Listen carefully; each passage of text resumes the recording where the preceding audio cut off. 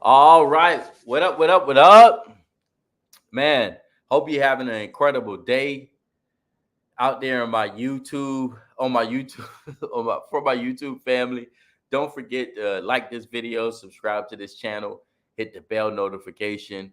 Of course, I am Coach Kev. I'm back to you with another powerful webinar that you can use. Uh, this information not only is going to help you have a stronger money mindset, but really position yourself to get mortgage ready. It's a lot of things out there online about becoming a homeowner, the interest rates, home loans, grants, all these different type of programs. One of the most important things you need to understand to put yourself in the best position to become a homeowner is really understanding financial literacy. What do you need to do to prepare, right? The documents that you probably need to be in position to have a great deal when it's time for you to put in the contract.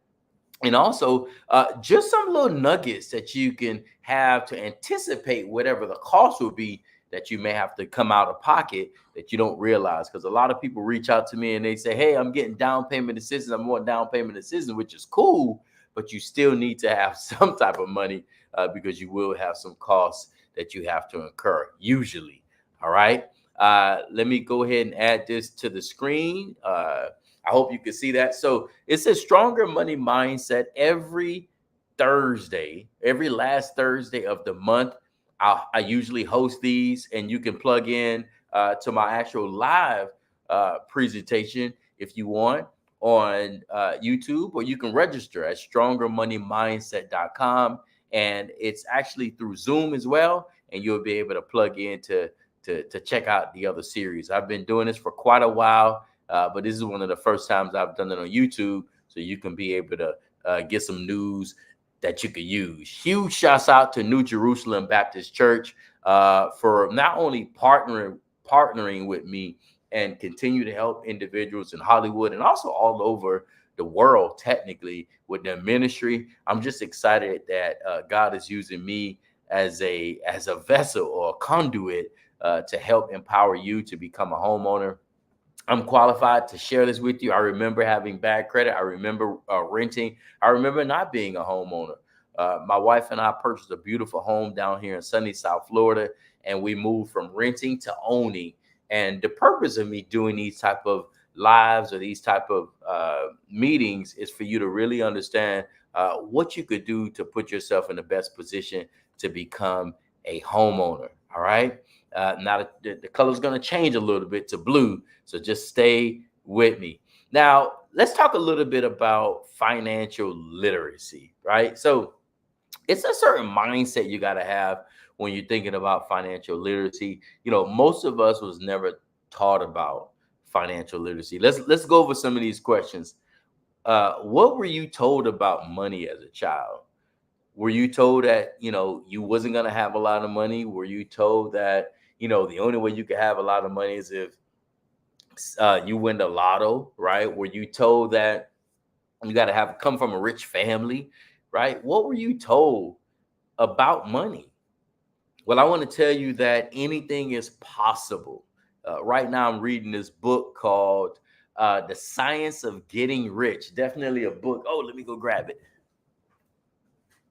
Definitely a book that you want to take advantage of. I just highlighted another page. A very small read. I'll make sure I put the book in the description of this video. But this is a great read. Anybody can read it, but it'll help you with your mindset and understanding, you know, the science of getting rich, right? So what were you told? What about number two, the second question? Did your family ever discuss home ownership? My mom discussed home ownership, and then shortly after she acquired her first home, we were hit with a huge storm called Hurricane Andrew down here in South Florida. We're not only the home of the hurricanes, but literally hurricanes, right? So that was a different conversation as we became older. But as a kid, we wasn't really taught about home ownership, even though my mom was behind the scenes working on getting a home, and she landed it, and then she ended up losing a home to the hurricane. But guess what she did? She ended up getting another home, and she ended up paying that house off. So even though we didn't really discuss it as a kid, my mom led by example by becoming a homeowner twice. And it's interesting, even at the first home that got basically dismantled for the hurricane, I felt like she should have got some money for that. She, wrote it all off, and then she started from scratch and still end up becoming a homeowner. So just think about that story. Hope that inspire you. But remember, where you are right now is not where you're gonna stay, right? You do most people in your immediate circle rent or they own, right? That can kind of, that can affect your belief in if you could become a homeowner, right? How old were you when you first started about home ownership? When I think about myself, I probably was in my early 30s, right? I didn't even think about home ownership when I was in my teens. I didn't even think about home ownership when I was in my 20s, right? I actually should have became a homeowner in my 20s. It would have been actually easier to do it back then. But I'm telling you right now, if you're listening to this, my YouTube family, if you're in your 20s, if you're in your teens, even over 18, if you're in your early 30s, look into home ownership, position yourself. Fast forward this video until I get to the parts to teach you and share with you the documents that you need and start working on that. Go from your parents' house to home ownership. Don't do it like I did, right? I went from my mom's house to rent, to rent, to rent, to rent, and then I became a homeowner. So much money was thrown away. And I'm going to kind of go over that as in a frame so you can understand the potential money you could be saving if you go from renting to owning. All right. So the other thing I want you to think about is, how does that make you feel when you think about home ownership? All right. Get away from stinking thinking. Okay. Do you even believe that you could become a homeowner? Why do you want to become a homeowner? Are you willing to go through whatever it takes to become a homeowner? Most people say no, but most people say yes. But the reality is, it's going to be worth it, whether you believe it or you don't believe it. Before I said that, I'm telling you, it's going to be worth it, and the money you're going to save is staggering. Now, let's talk a little bit about credit, right? Because me being a licensed loan officer, me helping individuals position themselves for home ownership. One of the things that I think a lot of people don't realize is the fact that when you think about credit, that is a very, very important factor. Okay. So there's two type of scores that you're going to see. You're going to see what they call the Vantage score. So if you're looking at this and you always are going to your Credit Karma account or your Credit Karma app, that is considered your Vantage score. I got to give you a rude awakening. When you're looking to purchase a home, they don't look at your Vantage score, right? They don't even focus on that. Okay. You need to be looking at your FICO score. There's actually a different scoring model for your mortgage. I'm not going to get into that right now, but I want you to know that they don't look at your Credit Karma score, right? Because you ever notice if you run your credit, whether you're trying to get a car or you're trying to get a credit card or you're trying to get whatever, and they say, hey, your credit score is XYZ. If you check your Credit Karma, it's not the same. The Credit Karma is actually a lot lower. All right. But the best and closest way for you to really understand the closest model to the mortgage without, applying for a mortgage is your FICO score. You can go to myfico.com. You can really understand where you stand with your credit score and what's on your credit report and what you need to do. Now, if you look at your MyFICO and you see negative items on your credit report and you need help with that, get with me. Just shoot me a quick DM. Go inside of the description. You'll be able to see my contact information, and I'll be able to help you start working. I'll be able to help you start working on your credit. All right. But remember, there's two types of scores. There's a FICO score, and then there's a Vantage score. Here's the different score ranges. Now, I'm going to bust a myth right now. Well, actually, it's not a myth buster because you technically can do it. You ever heard of individuals saying, hey, you can actually become a homeowner with a 580 credit score? It's actually true. You can. But here's what I want to share with you. The higher your credit score, the lower your interest rate, the lower your interest rate, the lower your payments. All right. Don't go into a situation with just a 580 credit score. I promise you that's not going to be good. Right. You want to have a higher credit score as high as you can. And if you look at the discrepancies in front of you, there's a Vantage score and there's a FICO score. Look at the difference. Look at the fair credit score range. Vantage is 500 to 600. Fair on FICO is 580 to 669. That's a difference. Now, what score should you be going after? If I had to give you advice, what range should you be going after? Now, before I tell you the range, I want you to realize going to this range will help you save money, not just in purchasing your home, but after that. Matter of fact, if you go for that range right now before you even purchase a home, this can put you in a better position to start saving money right now on your insurance, on your interest rates, or anything else that you apply for. So here's the range I think you should go for. Let's look at the FICO side. You should be going for a 740 and a 799. Now, if you say, well, oh my God, Coach Kev, 740, that's a lot. Okay. All right. Okay. Go at least for a 710. At least a 710. But why am I still trying to get you over the 700 mark? Well, because that's when you're in a different tier. And just think about anything that you apply for. If you have a 700 plus credit score, you'll get a better interest rate. Hello. All right. So just keep that in mind. Let's move to the next slide. And I just wanted you to really, really get that. Now, as I'm going over this information, this is going to be something that you can really not only take seriously, but you can position yourself. So I'm going to stop sharing my screen because I really want you to pay attention to some of the stuff that I'm going to go over. But I gotta have a one-on-one conversation with you really quick, right? So think about this. If you really want to become a homeowner, what are you willing to do differently?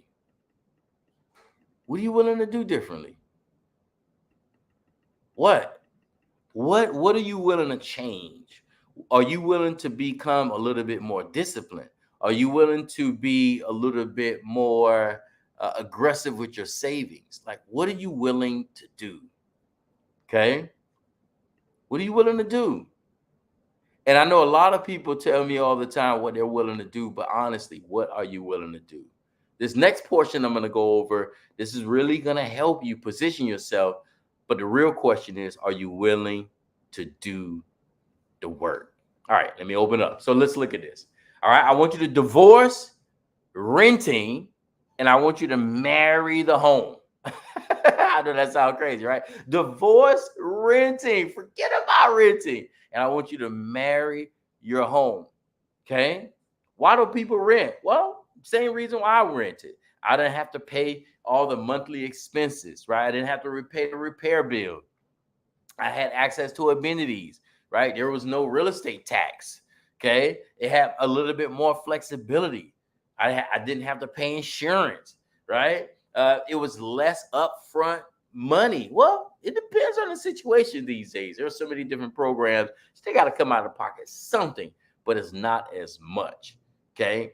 Now, the cost of renting is staggering. Okay. 2022 data shows that 45.2 million households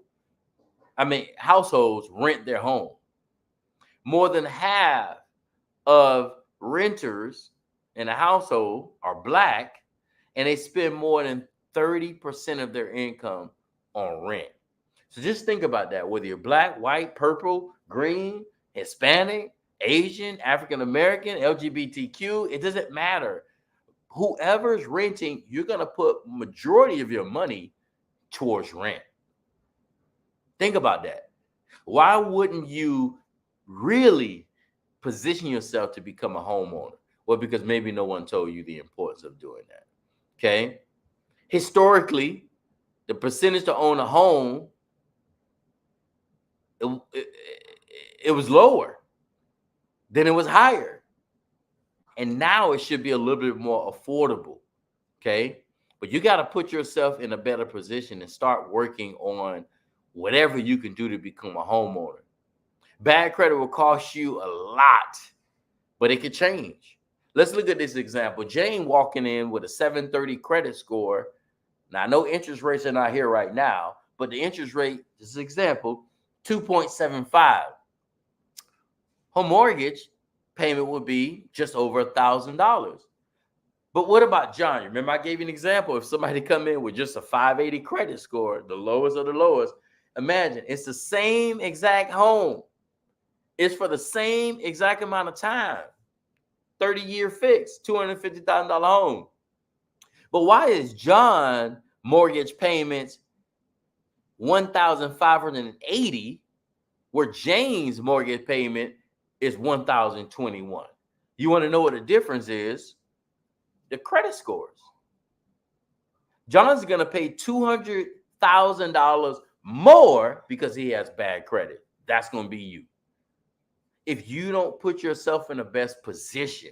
Now, remember I told you earlier, right? 740 is what I want you to go for. Look at Jane. She walked in with a 730. Anything over 700 would do, but I'm telling you, you want to go as high as you can, even if it takes you a little bit longer. Fun fact, when my wife and I decided to purchase a home, from the day that we said we wanted to purchase a home to the day we got our keys, it took 2 years. Now, could we have gotten a home prior to the 2 years? Absolutely. But we were not settling. And you don't have to settle too. Did it take us a little bit longer to get in our home? Yeah, but on whose time? Right? God got a certain time, right? So we just went on that time. And in the process, we was preparing. We was saving. We was knocking down debt. We was improving. Well, I was a credit issue. We was improving my credit. Her credit score was already good to go, right? We were doing everything we had to do. So when it was time for us to get the home, or at least attempt to get the home, we were in the best situation ever. Okay. There's barriers, credit challenges, having some extra money on the side, savings, and financial literacy. Those are the three major barriers that kind of hinder individuals from becoming a homeowner. Here's the cost of renting right now. Now, this exercise, I do this exercise all over the country. You get a chance to get and hear this for the first time. Don't forget to hit that bell notification, hit like, subscribe to my YouTube channel. This one nugget I'm about to give you right now is worth it all. Okay. What's the real cost of renting? Have you been renting for 1 year? Have you been renting for 2 years, 3 years, 4 years, 5 years? How long have you been renting? Imagine if you've been paying $1,500 a month for a year. That's $18,000 for the year in rent. Imagine 5 years. Imagine 10 years. Imagine if you've been renting for 10 years, paying $2,000 a month or more. That's over 200 grand. What could you have done with that? Maybe you could have put that down on the house. Maybe you could have paid off debt. Maybe you could have already purchased your home and then pull equity out and then invest into a business. There's so many things you could have done, but I want you to do that exercise. Take the amount of money that you're paying on a monthly basis, right? You're renting, and then whatever number that is, you times that by how many years you've been renting, whether it's 1 year, 3 year, 4 year, 5 year, 10 year, 6 year, 8 year, it doesn't matter. And then whatever number that is, that's the amount of money. I'm not saying you threw it away, but that's the amount of money that you could have put towards becoming a homeowner. And this is why I'm telling you, if you're in your 20s and your early 30s, you should be watching this. You should share this with somebody who you know, because they need to become a homeowner. Okay. All right, let's move on, and I'm gonna wrap this up.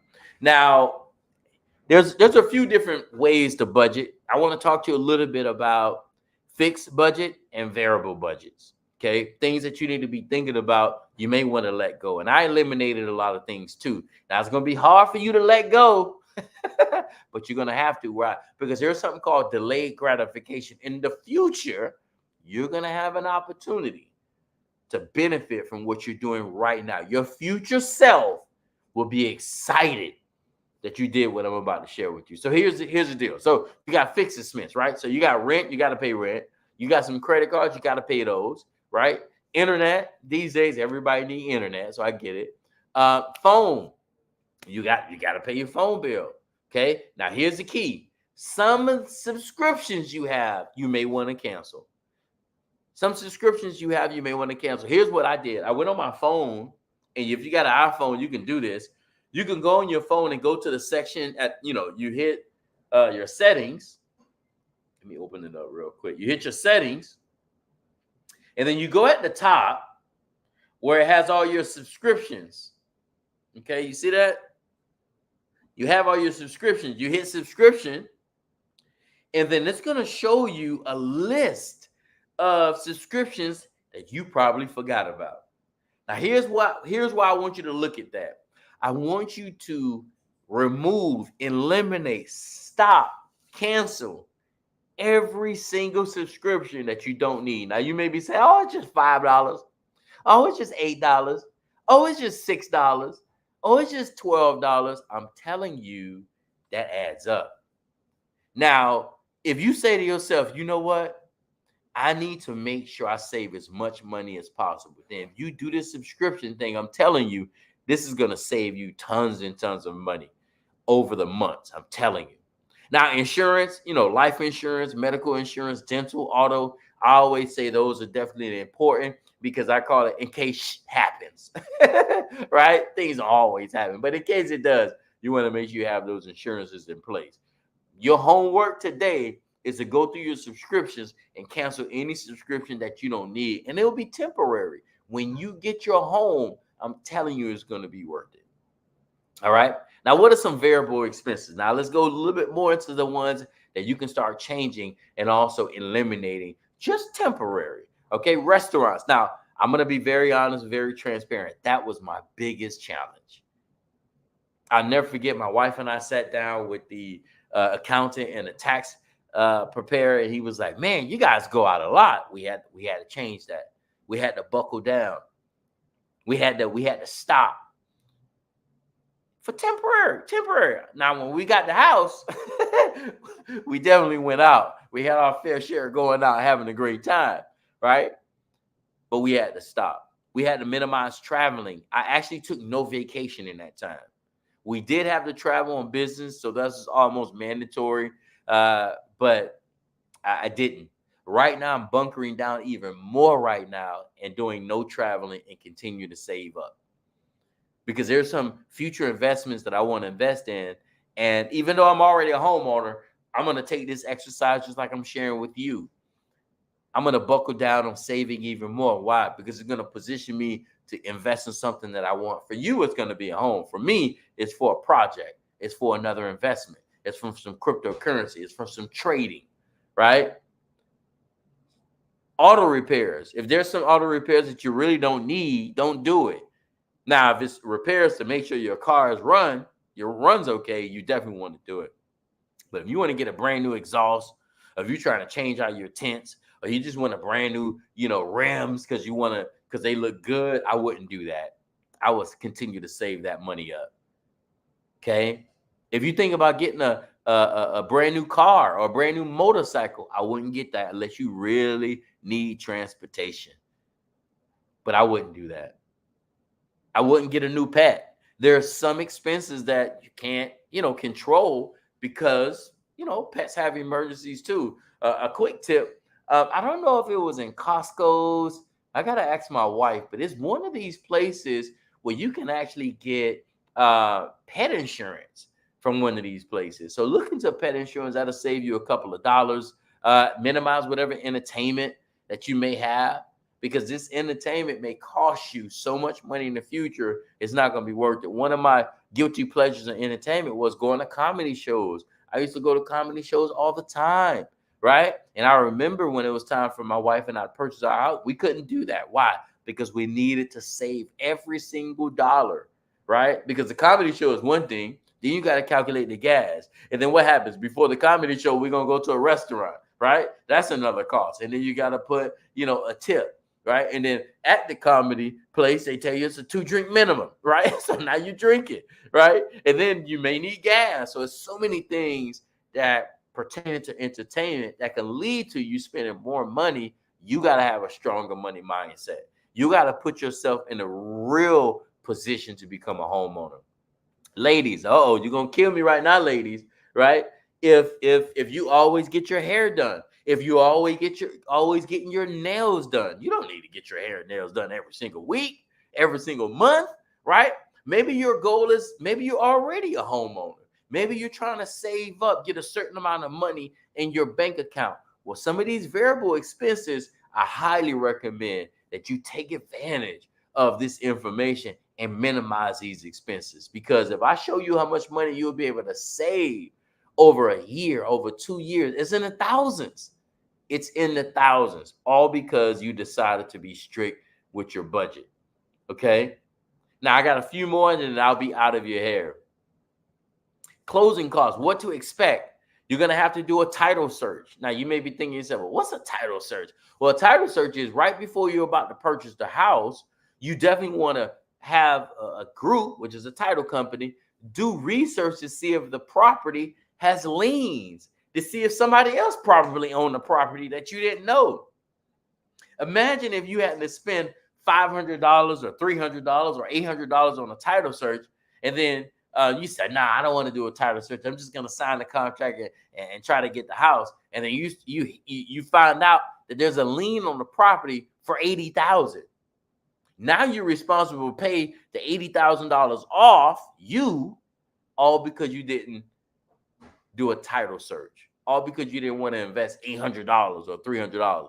Now you have to invest more, right? So just think about that. Title search is something you're gonna have to come out of pocket. There's a few legal fees between $500 to $1,000, $500, $1,500. Why? Because the contract got to be written up. There's gonna be an attorney that has to take care of that. You don't know what to do. You want to get an expert, okay? Recording the fees, right? The deed. All this need to be recorded with the government and your local government, right? All that information need to be recorded. Now it ranges from $25 to $250 depending on your county, but that's another cost that I want you to think about. Even if you're saying to yourself, "Oh, Coach Kev, I'm getting down payment assistance," there's some costs that you're going to have to occur outside of that. An inspection, right? You may have to do an inspection that you're not thinking about.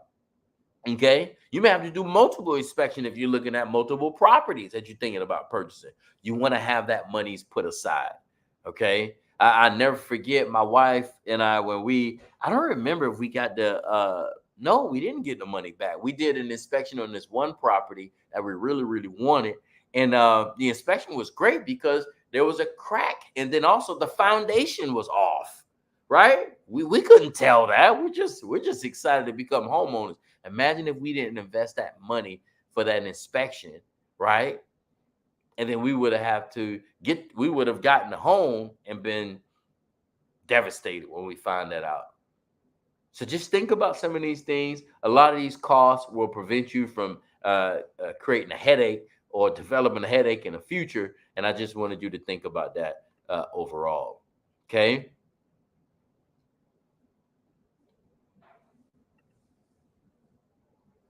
All right, let's go over these 5 steps. Let me tell you the 5 steps to becoming a homeowner. 1, understanding the expenses of home ownership. I kind of went over some of that, a lot of that today. Organizing your finances.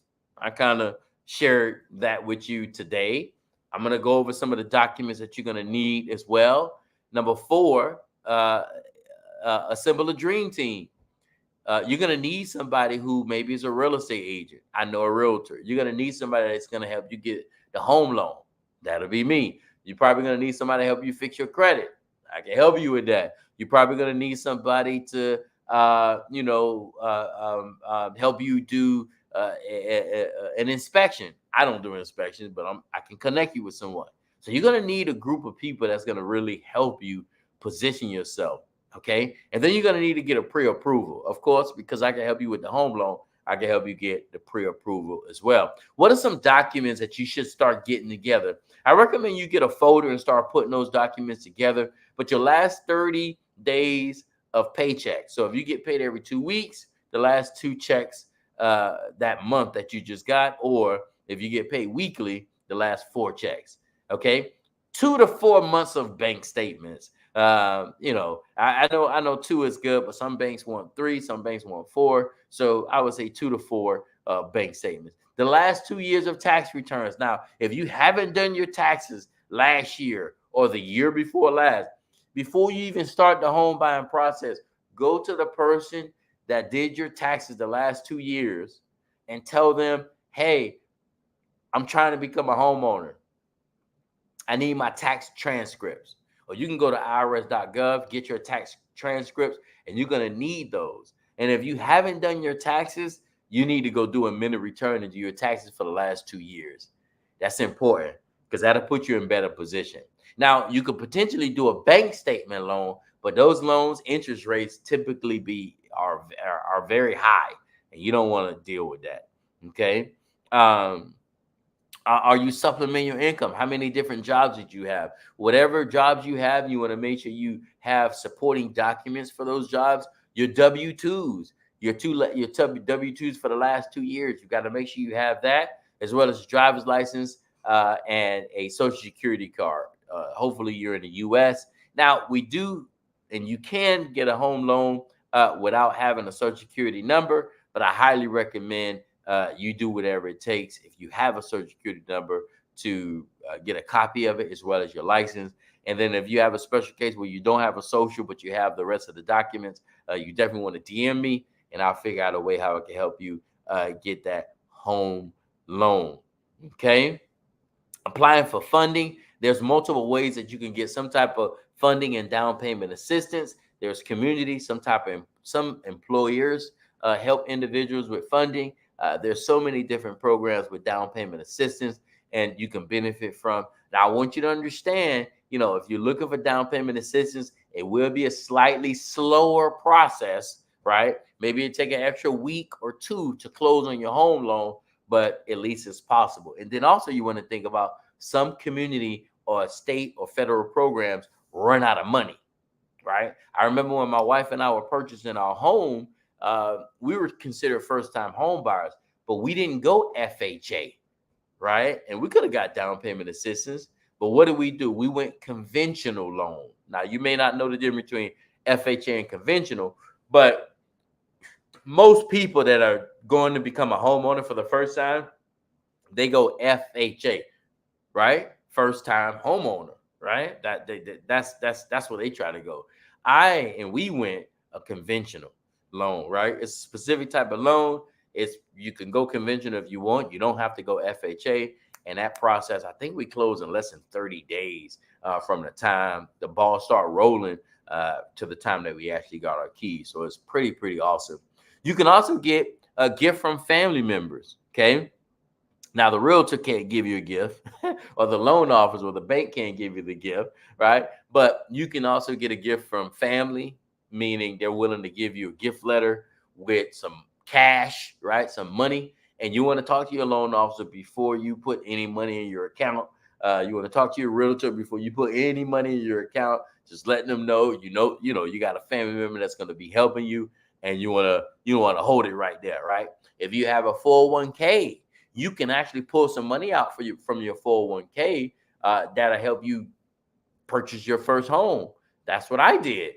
You can do the same exact thing with no penalty, okay? Outside of the money that you're going to be saving, right? And your savings account. So, you got to make sure there's going to be a lot of opportunity for you to get down payment assistance if you want it, but that's not mandatory for you, right? And it's not mandatory for anybody.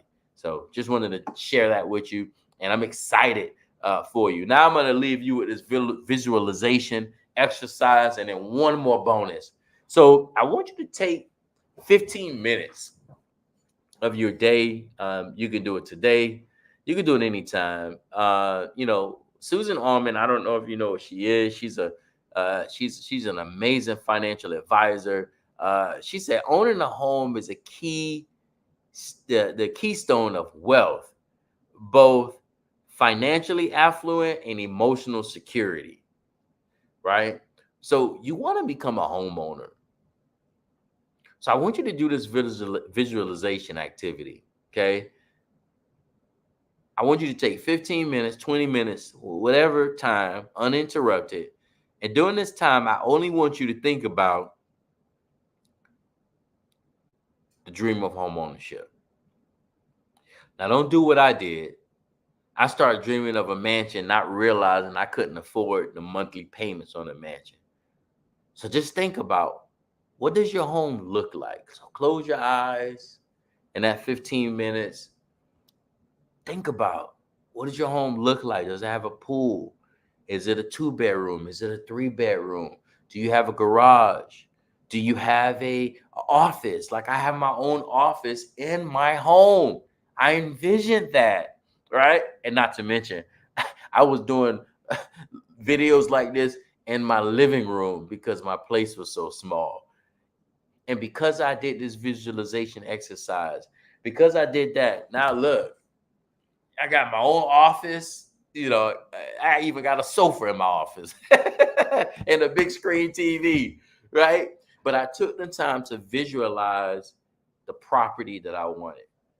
Okay. Who's celebrating with you when you signed the dotted line? I remember signing those documents with my wife. That's what I saw. I wanted my kids to be there as well, and they were, right? What emotions are you attached to when you doing this visualization exercise? I want you to close your eyes and I want you to feel your home. I want you to imagine yourself already walking in. I want you to think about, what I was thinking about? I was thinking about my first barbecue. I told my wife, all I want to do is barbecue at my new house. That's it. Because we couldn't barbecue. I couldn't barbecue in the balcony at the last place I lived. So all I wanted to do was barbecue. So I was so attached to that emotion. Okay. Where do you want to live? What city is it? What state is it? Do you want to live down the street? Do you want to live somewhere else? Do you want to go relocate? Where do you want to live? Where do you see yourself? Right? Think about that. What sounds do you hear? Do you hear your kids pitter-patter, their feet pitter-pattering throughout the house? Do you want to get one of those old homes with the oak wood where you can feel the wood and you feel like you're in a ranch or in the country? What are you seeing? What sounds are you hearing? What are you feeling? Get into that emotion.